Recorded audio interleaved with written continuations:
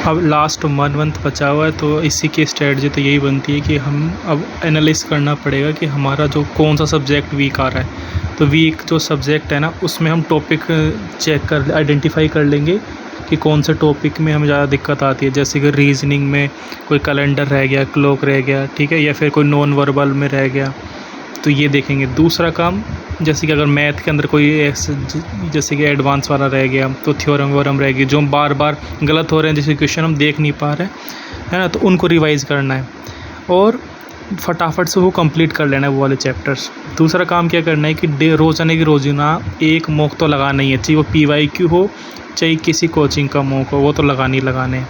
तीसरा काम ये करना है कि जिस सब्जेक्ट में जो टॉपिक गलत हो रहा है ना, उस टॉपिक को तुरंत के तुरंत गलत हो रहा है, उस टॉपिक को तुरंत चेक करो और जाके रिवाइज़ करो उस चैप्टर को। अपने नोट्स खोलना है, क्या करना है इसमें, नोट्स खोलना है इसमें कि एक पोर्शन गलत हो गया। जैसे कि मैं हिस्ट्री में बताऊं कि हिस्ट्री में कुछ पोर्शन गलत हो गया, किसी राजा का नाम याद नहीं आया, फाउंडर का, ठीक है, तो पहले डायरेक्टली पहला काम क्या करना है, राजा का फाउंडर जिस चैप्टर में, उस चैप्टर को खोलो, उस फाउंडर का नाम देखो, तुम्हारा पहला काम कंप्लीट। फिर दूसरा क्या करना है कि वो टॉपिक है ना, कि जैसे मान लो अगर मिडाइवल इंडिया में दिल्ली सल्तनत का कुछ रह गया था, तो दिल्ली सल्तनत का फिर पूरा पढ़ लो, पूरा चैप्टर पढ़ लो, ठीक है।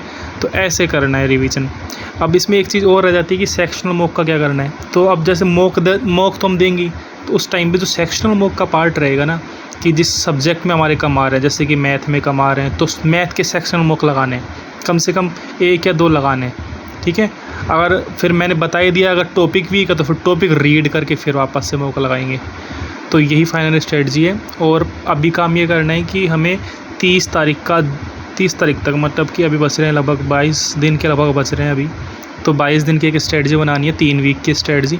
3 वीक में कैसे पूरा सिलेबस एक बार कंप्लीट हो जाए, जो वीक था वो सब कंप्लीट हो जाए, कुछ भी वीक ना बचे, ठीक है।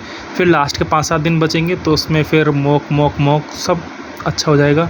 और डेली मॉक लगा रहे हैं तो ऑटोमेटिकली चीज़ अच्छी हो जाएंगी। अब सेग्रीगेशन का टाइम है, ये बेस्ट रहेगा। मैं जितना मेरी तरफ से बता सकता था वो यही है। और भी कोई दोस्त हो तो स्प्रेड करो वॉइस नोट, क्योंकि अच्छा हेल्पफुल लगे तो अच्छी बात है, सबको कुछ फ़ायदा मिलता रहेगा। सिलेक्शन होंगे, दुआएं देंगे।